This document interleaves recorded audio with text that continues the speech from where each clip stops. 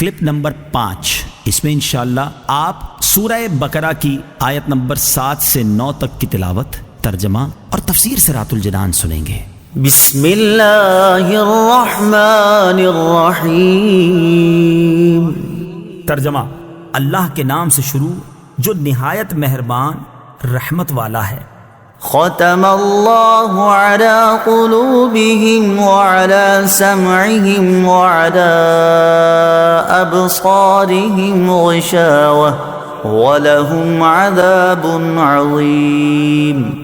ترجمہ: اللہ نے ان کے دلوں پر اور ان کے کانوں پر مہر لگا دی ہے، اور ان کی آنکھوں پر پردہ پڑا ہوا ہے، اور ان کے لیے بہت بڑا عذاب ہے۔ ختم اللہ، اللہ نے مہر لگا دی۔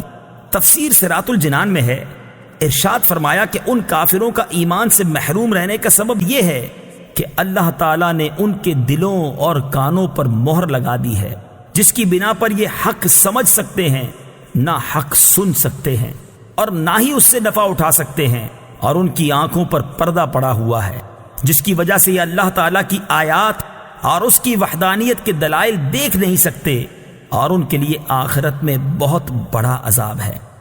بعض کافر ایمان سے محروم کیوں رہے؟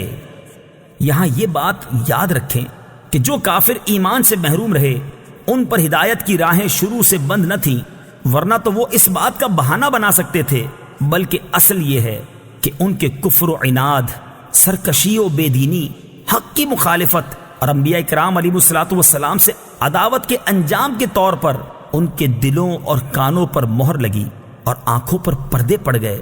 یہ ایسے ہی ہے جیسے کوئی شخص طبیب کی مخالفت کرے اور زہر قاتل کھا لے اور اس کے لیے دوا فائدہ مند نہ رہے، اور طبیب کہہ دے کہ اب یہ تندرست نہیں ہو سکتا، تو حقیقت میں اس حال تک پہنچانے میں اس آدمی کی اپنی کرتوتوں کا ہاتھ ہے، نہ کہ طبیب کے کہنے کا، لہٰذا وہ خود ہی ملامت کا مستحق ہے، طبیب پر اعتراض نہیں کر سکتا۔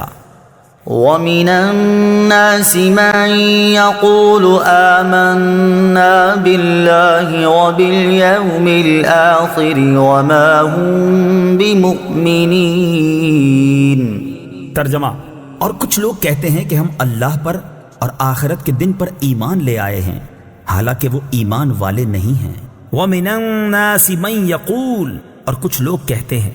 تفسیر صراط الجنان میں ہے، اس سے پہلی آیات میں مخلص ایمان والوں کا ذکر کیا گیا جن کا ظاہر و باطن درست اور سلامت تھا، پھر ان کافروں کا ذکر کیا گیا جو سرکشی اور عناد پر قائم تھے، اور اب یہاں سے لے کر آیت نمبر 20 تک منافقوں کا حال بیان کیا جا رہا ہے، جو کہ اندرون خانہ کافر تھے اور اپنے آپ کو مسلمان ظاہر کرتے تھے۔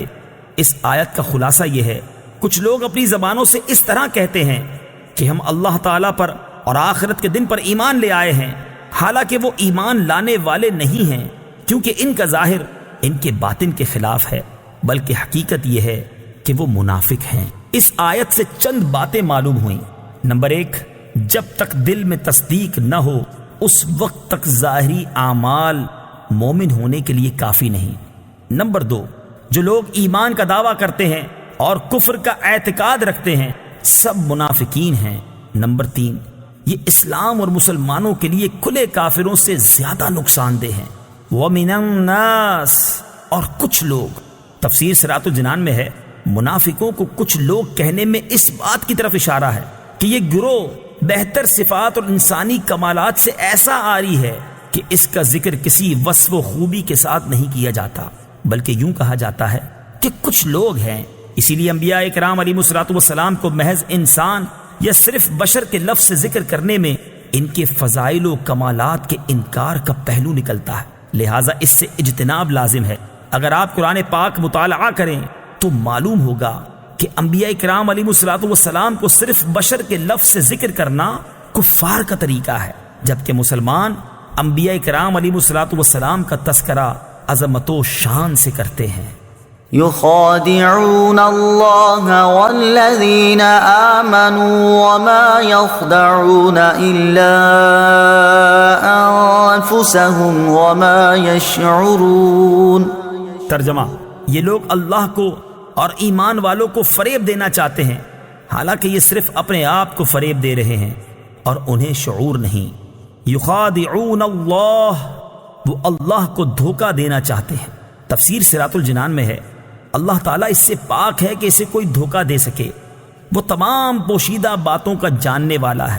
یہاں مراد یہ ہے کہ منافقوں کے طرز عمل سے یوں لگتا ہے کہ وہ خدا کو فریب دینا چاہتے ہیں، یا یہ کہ خدا کو فریب دینا یہی ہے کہ وہ رسول اللہ صلی اللہ تعالیٰ علیہ وسلم کو دھوکہ دینا چاہتے ہیں، کیونکہ حضور پرنور صلی اللہ تعالیٰ علیہ وسلم اللہ تعالیٰ کے نائب اور خلیفہ ہیں، اور انہیں دھوکہ دینے کی کوشش گویا خدا کو دھوکہ دینے کی طرح ہے۔ لیکن چونکہ اللہ تعالیٰ نے اپنے حبیب صلی اللہ تعالیٰ علیہ وسلم کو منافقین کے اندرونی کفر پر مطلع فرمایا، تو یوں ان بے دینوں کا فریب نہ خدا پر چلے، نہ رسول پر، اور نہ مومنین پر، بلکہ در حقیقت وہ اپنی جانوں کو فریب دے رہے ہیں، اور یہ ایسے غافل ہیں کہ انہیں اس چیز کا شعور ہی نہیں۔ ظاہر و باطن کا تضاد بہت بڑا عیب ہے۔ اس آیت سے معلوم ہوا کہ ظاہر و باطن کا تضاد بہت بڑا عیب ہے۔ یہ منافقت ایمان کے اندر ہو تو سب سے بدتر ہے، اور اگر عمل میں ہو تو ایمان میں منافقت سے تو کمتر ہے، لیکن فی نفسی ہی سخت خبیث ہے۔ جس آدمی کے قول و فعل اور ظاہر و باطن میں تضاد ہوگا تو لوگوں کی نظر میں وہ سخت قابل نفرت ہوگا۔ ایمان میں منافقت مخصوص لوگوں میں پائی جاتی ہے، جبکہ عملی منافقت ہر سطح کے لوگوں میں پائی جا سکتی ہے۔